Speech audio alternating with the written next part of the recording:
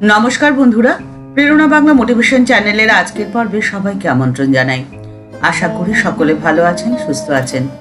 যে আপনাকে যতই অবহেলা করুক, যে আপনাকে যতই গুরুত্ব না দিক, আপনার পরিস্থিতি যতই কঠোর হোক না কেন, আপনি আপনার ভাগ্য নিজেই রচনা করবেন।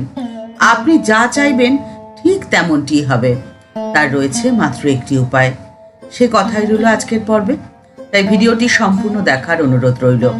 আমরা যেটা চাই সেটা যখন পাই না, আমাদের ইচ্ছে পূর্ণ যখন হয় না, তখন আমরা মনে মনে এটাই বলি যে আমাদের ভাগ্যে ছিল না, তাই হয়নি। অর্থাৎ আমরা হার মেনে নিই। আমরা নিজেরাই নিজেদের কাছে হেরে যাই। জীবনে যা চাই সেটা না পাওয়ার আসল কারণ কি বলুন তো? নিজের কাছে নিজের বশতা স্বীকার করে নেওয়া, হার মেনে নেওয়া। আর এই কাজ তিনিই করেন যিনি মানসিকভাবে দুর্বল। অন্যেরটা ভালো আর আমারটা খারাপ, মনের এই ভাবনাই হলো সেই কারণ যার জন্য জীবনে অসফলতা আসে, হতাশা আসে। লর্ড মেকলে 1835 খ্রিস্টাব্দে ব্রিটিশ পার্লামেন্টে দাঁড়িয়ে বলেছিলেন, আমি সারা ভারত পরিভ্রমণ করেছি, কিন্তু আমি এমন একজনকেও পেলাম না যে সে ভিক্ষুক বা চোর। এই দেশে এরকম ধন সম্পদ, উচ্চ মূল্যবোধ এবং প্রতিভা সম্পন্ন মানুষ দেখেছি যে আমি মনে করি না যে কখনো আমরা এই দেশকে জয় করতে পারবো, যদি না আমরা এই জাতির মেরুদণ্ড স্বরূপ আধ্যাত্মিকতা বা সংস্কৃতিকে ভাঙতে পারি। অতএব এই সভায় আমি প্রস্তাব রাখছি, ভারতের প্রাচীন শিক্ষা ব্যবস্থা এবং সংস্কৃতির পরিবর্তে এরকম শিক্ষা প্রণালী প্রচলিত করতে হবে যে তারা ভাবতে শিখবে। তাদের নিজস্ব যা কিছু সংস্কৃতি, তা থেকে বিদেশি এবং ইংরেজদের সব কিছুই ভালো এবং উন্নত মানের। এই ভাবনায় তারা আত্মমর্যাদা এবং নিজস্ব সংস্কৃতি হারিয়ে ফেলবে, আর তখনই তারা সত্যিকারের পরাধীন জাতি হয়ে পড়বে, যা আমরা চাই। আর তখনই ব্রিটিশ পার্লামেন্টে তার প্রস্তাব গ্রহণ করা হয়েছিল। মেকলের প্রস্তাবিত নীতি অনুযায়ী ব্রিটিশ সরকার শিক্ষা ব্যবস্থার প্রচলন করলেন ভারতবর্ষে, যার ফলে ভারতবর্ষের সব কিছু খারাপ এই মনোভাবই সমাজের মধ্যে গড়ে উঠল। আর এই শিক্ষা ব্যবস্থা অনুযায়ী ভারতবর্ষে ধীরে ধীরে পরীক্ষার্থী তৈরি হলো, কিন্তু বিদ্যার্থী বা শিক্ষার্থী তার অভাব রয়ে গেল। ফলে সামাজিক অবক্ষয়, মূল্যবোধের অভাব ধীরে ধীরে সমাজকে গ্রাস করে ফেলল। মানসিক অস্থিরতা এতটাই তীব্র হলো যার ফলে হতাশা মনকে ক্রমশ গ্রাস করে নিল। ফলত কর্মশক্তি হ্রাস পেল। পরিশ্রমের পরিবর্তে সহজলভ্যতার প্রতি আকর্ষণ ক্রমশ বাড়তে লাগলো, আর যেটাই হলো ইচ্ছে পূর্ণ না হওয়ার প্রধান কারণ। আজ থেকে 1 শতাব্দীরও বেশি আগে স্বামীজি বলেছিলেন, ভারতের শিক্ষা ব্যবস্থা ধর্ম নিরপেক্ষ এবং একই সাথে আধ্যাত্মিক হওয়া দরকার, আর সেরকম না হলে কারোর মুক্তি নেই।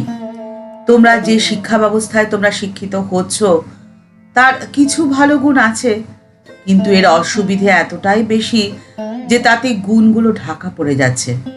প্রথমত, এটি মানুষ গড়তে সাহায্য করে না। সর্বাঙ্গীনভাবে এটি নেতিবাচক শিক্ষা, অর্থাৎ নেগেটিভ শিক্ষা। আর যে কোনো রকম নেগেটিভ শিক্ষা বা যে কোনো রকম নেগেটিভ অনুশীলন মৃত্যুর চাইতেও ভয়ঙ্কর। স্বামীজি বলেছিলেন, তোমাদের জীবনের দুঃখ যন্ত্রণা কোনোদিনও দূর হবে না, তোমাদের ইচ্ছে পূরণ কোনোদিনও সম্ভব নয় যদি তোমরা বস্তুবাদের উপর নির্ভর করে থাকো। কিন্তু যিনি মানসিকভাবে শক্তিশালী হন তিনি সহজে হার মেনে নেন না। তিনি পরিস্থিতির সাথে সংগ্রাম করেন। পরিস্থিতি যতই প্রতিকূল হোক না কেন তিনি মুষড়ে পড়েন না, কারণ আমাদের শরীরকে চালনা করছে আমাদের মন। ঠাকুর রামকৃষ্ণ পরমহংসদেবের এটাই ছিল মন্ত্র। অবতার বরিষ্ঠ ঠাকুর রামকৃষ্ণ পরমহংসদেবের এই যুগের অস্ত্রই ছিল তার ভালোবাসা, তার প্রেম, এবং এর মধ্যে দিয়ে তিনি মানুষের মনকে পরিবর্তন করে দিতে পারতেন। তার অমৃত বাণীতে রয়েছে সেই সোনার কাঠির ছোঁয়া, যে কাঠি ছুঁয়ে মনের সমস্ত অশান্তি তিনি এক মুহূর্তে দূর করে দিতে পারেন। ফলে মনের সমস্ত অন্ধকার সরে গিয়ে আলোয় পরিপূর্ণ হয়ে ওঠে অন্তরাত্মা। সমস্ত না পারা হয়ে যায় হ্যাঁতে। শত পরিশ্রমেও ক্লান্তি আসে না, কারণ মন যে আনন্দে পরিপূর্ণ। আর মন যখন আনন্দে পরিপূর্ণ থাকে তখন পরিশ্রম করতে তো কোনো অসুবিধা হয় না। আপনি যা চান আপনার সমস্ত ইচ্ছে পূর্ণ হবে, যদি আপনি ঠাকুরের নির্দেশ মেনে আধ্যাত্মিক পথে পরিশ্রম করতে পারেন। ঠাকুর বলেছিলেন, এক হাতে ঈশ্বরকে ধরে রাখো আর অনুহাতে সংসারের সমস্ত কাজ করো। আর তোমার সমস্ত কাজের ফল তুমি ঈশ্বরের চরণে সমর্পণ করো। আপনি যদি প্রত্যেক দিনের জীবনে এই কথাটি মেনে চলতে পারেন, তাহলে আপনার ইচ্ছে পূর্ণ হবেই। আপনি যা চান সেটাই আপনি পাবেন। আপনার ভাগ্য আপনি নিজেই রচনা করতে পারবেন, কারণ আপনার আত্মবিশ্বাস দ্বিগুণ থেকে চতুর্গুণ হয়ে উঠবে। ঠাকুর, মা ও স্বামীজির চরণে প্রণাম জানিয়ে আজকের পর্ব এখানেই শেষ করছি। দেখা হচ্ছে পরের পর্বে। ভিডিওটি যদি ভালো লেগে থাকে তাহলে তা শেয়ার করার অনুরোধ করছি।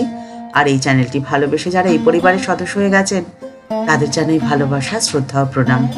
যারা এখনো এই চ্যানেলটি সাবস্ক্রাইব করেনি তাদের কাছে বিনীত অনুরোধ রইল, চ্যানেলটি সাবস্ক্রাইব করে বেল বাটনটা ক্লিক করে দিয়ে অল বাটনটিতে ক্লিক করে দিন। তাহলে এই চ্যানেলে ভিডিও আপলোড হওয়ার সাথে সাথেই আপনার কাছে নোটিফিকেশন চলে যাবে। সবাই ভালো থাকবেন, সুস্থ থাকবেন। আর আপনার মূল্যবান মতামতটি কমেন্টস বক্সের মধ্যে জানাতে ভুলবেন না।